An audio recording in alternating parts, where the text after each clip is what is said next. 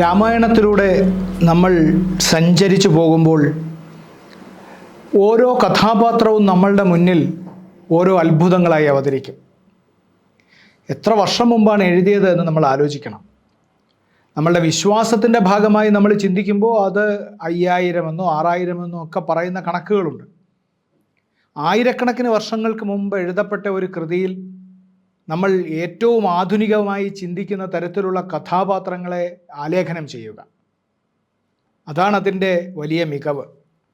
എന്തുകൊണ്ട് രാമായണം അനേകം തലമുറകളിൽ ഈ തരത്തിൽ തന്നെ തുടരുന്നു എന്ന് നമ്മളോട് ചോദിച്ചാൽ, അതിലെ ഓരോ കഥാപാത്രവും നമ്മളെ അങ്ങനെ ആഴത്തിൽ സ്വാധീനിക്കുന്നതുകൊണ്ടാണ്. നമ്മളുടെ ചുറ്റുപാടും കാണുന്നവരിൽ ആ കഥാപാത്രങ്ങളുടെ തന്നെ ഗുണങ്ങൾ കണ്ടെത്തുന്നതുകൊണ്ടാണ്, ഗുണങ്ങളും ദോഷങ്ങളും കണ്ടെത്തുന്നതുകൊണ്ടാണ് എന്ന് പറയണം. രാമായണത്തിലെ അമ്മമാരെക്കുറിച്ച് നമ്മൾ കഴിഞ്ഞൊരു ദിവസം സംസാരിച്ചു. രാമായണത്തിലെ ഒരമ്മയെക്കുറിച്ച് നമ്മൾ സംസാരിച്ചില്ല. അത് കൈകേയി എന്ന അമ്മയെക്കുറിച്ചാണ്. കേകയ രാജ്യത്ത് നിന്ന് ദശരഥൻ്റെ അടുത്തേക്ക് വന്ന കൈകേയി. നമ്മൾ ദശരഥൻ മക്കളില്ലാതെ ദുഃഖിച്ചതുകൊണ്ട് കൈകേയിയെ കൊണ്ടുവന്നു എന്ന് നമ്മൾ വിശ്വസിക്കുന്നു. രാമായണത്തിൽ അങ്ങനെ പറയാൻ വേണ്ട സാഹചര്യങ്ങളുണ്ട് താനും. കൈകേയി അയോധ്യയിലേക്ക് വന്നു കഴിയുമ്പോൾ, കേകയ രാജ്യത്ത് നിന്ന് വന്നു കഴിയുമ്പോൾ അയോധ്യയ്ക്ക് തന്നെ ഒരു അത്ഭുതമാണ് കൈകേയി എന്ന നിലയിലാവുന്നു. അത്രയ്ക്ക് സാമർഥ്യമുള്ളവൾ, അത്രയ്ക്ക് സൗന്ദര്യമുള്ളവൾ. ദശരഥൻ്റെ ദേവാസുര യുദ്ധത്തിൽ ദശരഥൻ പങ്കെടുക്കുമ്പോൾ ദശരഥൻ്റെ തേരിൻ്റെ അച്ചാണി ഊരിപ്പോകുമ്പോൾ അതിനകത്തേക്ക് സ്വന്തം വിരൽ കടത്തി ദശരഥനെ മോചിപ്പിച്ചു എന്ന് നമ്മൾ കഥകളിൽ കേട്ടിട്ടുള്ള കൈകേയി. അങ്ങനെ അത്ഭുതകരമായി രക്ഷിച്ചു എന്ന് പറയുന്നത് മന്ധരയാണ് കൈകേയിയോട്. നമ്മൾ അറിയുന്നത് അങ്ങനെയാണത്. മന്ധര കൈകേയിയെ ഉപദേശിക്കുന്നതിൻ്റെ ഭാഗമായി പറയുകയാണ്, നീ ഇങ്ങനെ ചെയ്തവളാണ്, അന്ന് നിനക്ക് രാജാവ് തരാം എന്ന് പറഞ്ഞ വരങ്ങൾ ചോദിക്കണമെന്ന്. അതുവരെ വളരെ സാത്വികയായിട്ടുള്ള ഒരു അമ്മയാണ് കൈകേയി, വളരെ സാത്വിക. എന്തൊക്കെയായിരുന്നു അവർ അമ്മ എന്ന നിലയിൽ കുട്ടികൾക്ക് ചെയ്തത് എന്നതൊന്നും വാൽമീകി രാമായണത്തിൽ എവിടെയുമില്ല.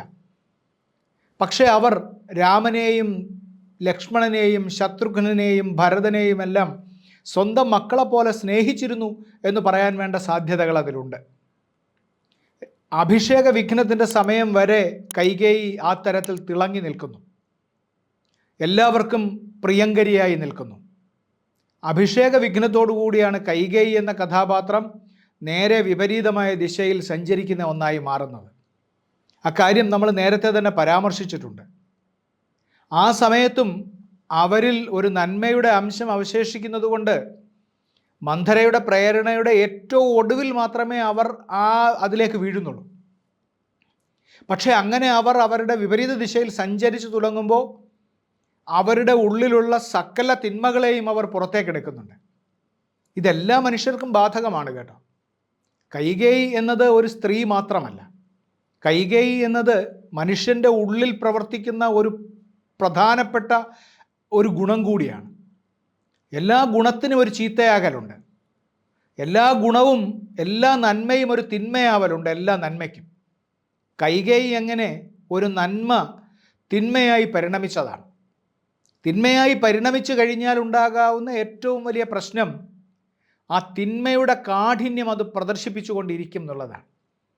കൈകേയി എപ്പോഴാണോ ദശരഥനോട് ക്രോധാകാരത്തിൽ പ്രവേശിച്ച് അദ്ദേഹത്തോട് തൻ്റെ ആവശ്യങ്ങൾ ഉന്നയിച്ച് വളരെ ശക്തമായി നിലകൊള്ളുന്നത്, അപ്പോൾ മുതൽ അവർ അത് സാധിച്ചെടുക്കുന്നത് വരെ വളരെ കഠിനമായ തിന്മ പ്രദർശിപ്പിക്കുന്നു.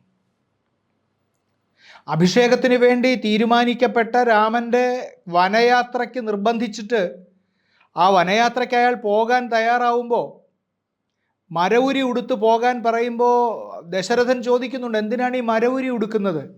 എന്തായാലും അയാൾ വനത്തിൽ പോകുമല്ലേ, അയാൾക്ക് എന്തിനാണ് മരവുരി ഉടുക്കുന്നത്? അയാൾ സാധാരണ പോലെ പോകട്ടെ എന്ന് പറയുമ്പോൾ കൈകേയി പറയുന്നുണ്ട്, അങ്ങനെ പോകാൻ സാധ്യമല്ല എന്ന്.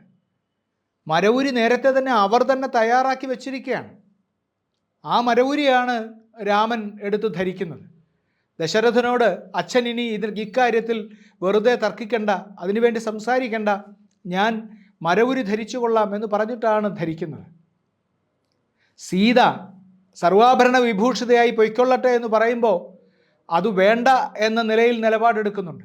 സീതയ്ക്കും അത് ആഗ്രഹമുണ്ടായിരുന്നില്ല. അപ്പോൾ സുമന്ത്രൻ എന്ന് പറയുന്ന നമ്മളുടെ ദശരഥൻ്റെ മന്ത്രി കൈകേയിയോട് ഇടപെട്ടിട്ട് അതിൽ നിന്ന് മാത്രമാണ് നമുക്ക് അവരുടെ ഒരു പൂർവ്വവൃത്താന്തം അറിയാൻ കഴിയുന്നത്. സുമന്ത്രൻ പറയുന്നുണ്ട്, നിങ്ങൾ ഈ കാണിക്കുന്ന ഗുണം നിങ്ങളുടെ അമ്മയുടെയും അച്ഛൻ്റെയും ഗുണമാണ്. നിങ്ങൾക്ക് എല്ലാ മനുഷ്യരും അവൻ്റെ മാതാവിൻ്റെയും പിതാവിൻ്റെയും ഗുണം കാണിക്കും. നിങ്ങളതാണ് ചെയ്യുന്നത്. നിങ്ങളുടെ അമ്മ നിങ്ങളുടെ അച്ഛനോട് ഇങ്ങനെ തന്നെ പെരുമാറിയിട്ടുണ്ട് എന്ന് രാമായണത്തിൽ പറയുന്നുണ്ട്, വാൽമീകി രാമായണത്തിൽ. അപ്പോൾ കൈകേയി ഈ കഥ പറയുന്ന സുമന്ത്രൻ അതുവരെ എല്ലാ തരത്തിലും വാക്കിൽ തന്നെ അടങ്ങിയിട്ടുണ്ട്. സുമന്ത്രനാണ്, പ്രധാനപ്പെട്ട മന്ത്രിയാണ്, തേരാളിയായിട്ടും പ്രവർത്തിക്കും. ദശരഥൻ്റെ രാജധാനിയിൽ എപ്പോൾ വേണമെങ്കിലും അനുവാദം കൂടാതെ പ്രവേശിക്കാൻ കഴിയുന്നയാൾ, ആ സുമന്ത്രനായിട്ടുള്ളയാൾ, എല്ലായ്പ്പോഴും നല്ലത് മാത്രം ഉപദേശിക്കുന്ന ഒരാൾ. അയാൾ ഈ സന്ദർഭത്തിൽ അയാളുടെ പേരിന് വിപരീതമായി അയാൾ കൈകേയിയോട് കയർക്കുന്നുണ്ട്. അയാൾ കയർക്കുമ്പോൾ ഇതാണ് പറയുന്നത്, നിങ്ങൾക്കിങ്ങനെ ഒരു പൂർവ്വ വൃത്താന്തമുണ്ട്, നിങ്ങളിത് ചെയ്തതിൽ കുറ്റം പറയാൻ പറ്റില്ല എന്നാണ് അയാളുടെ ശകാരം. ഇത് കഴിഞ്ഞ് നമ്മൾ രാമായണ കഥ ഉടനീളം പരിശോധിക്കുമ്പോൾ ഇവരുടെ ഈ വനവാസകാലത്ത് അമ്മമാർ പോകുന്നുണ്ടല്ലോ രാമനെ കാണാൻ. ആ സമയത്തൊക്കെ കൈകേയി അവിടെ സന്നിഹിതയാണ്.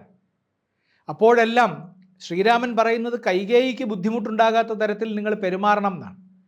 അവരെൻ്റെ അമ്മയാണ്, നിങ്ങളെ മറ്റുള്ളവരെ പോലെ എൻ്റെ അമ്മയാണ്, അവർക്ക് ബുദ്ധിമുട്ടുണ്ടാകാത്ത വിധത്തിൽ പെരുമാറണം എന്നാണ് ശ്രീരാമൻ്റെ ഉടനീളമുള്ള അഭ്യർത്ഥന. അതാണ്, അങ്ങനെ വേണം, അവർക്കൊരു കാരണവശാലും ബുദ്ധിമുട്ടുണ്ടാകരുത്, അവരെ നിങ്ങൾ ചീത്ത പറയരുത് എന്നാണ്. എന്നിട്ട് അത് കഴിഞ്ഞിട്ട് തിരിച്ച് ശ്രീരാമൻ അയോധ്യയിൽ ലങ്കയെ ജയിച്ചിട്ട് എത്തിച്ചേരുന്ന സമയത്ത് ശ്രീരാമനെ സ്വീകരിക്കാൻ അങ്ങേയറ്റം സുമനസ്സോടെ വരുന്നുണ്ട് കൈകേയി.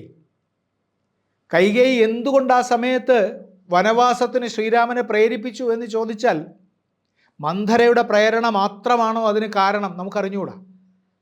മന്ധരയുടെ പ്രേരണ കൊണ്ട് അവരുടെ ഉള്ളിൽ തന്നെ ഉണ്ടായിരുന്ന ഇത്തരമൊരു മാനസികാവസ്ഥയ്ക്ക് ഉണർവ് കിട്ടി എന്നതാണ് പ്രധാനം. ഗൂഢതടത്തിൽ മൃഗീയത മരുവും കാടുകളുണ്ടവ കരിയട്ടെ എന്ന് വൈലോപ്പിള്ളി പറയുമല്ലോ. ഈ ഗൂഢതടത്തിലെ മൃഗീയത അതിൻ്റെ എല്ലാ അർത്ഥത്തിലും പുറത്തേക്ക് വന്ന് നമ്മളെ ചിലപ്പോഴെല്ലാം നമ്മളല്ലാതാക്കി മാറ്റും എന്നുകൂടി കൈകേയി എന്ന കഥാപാത്രം നമ്മളോട് പറയുന്നുണ്ട്.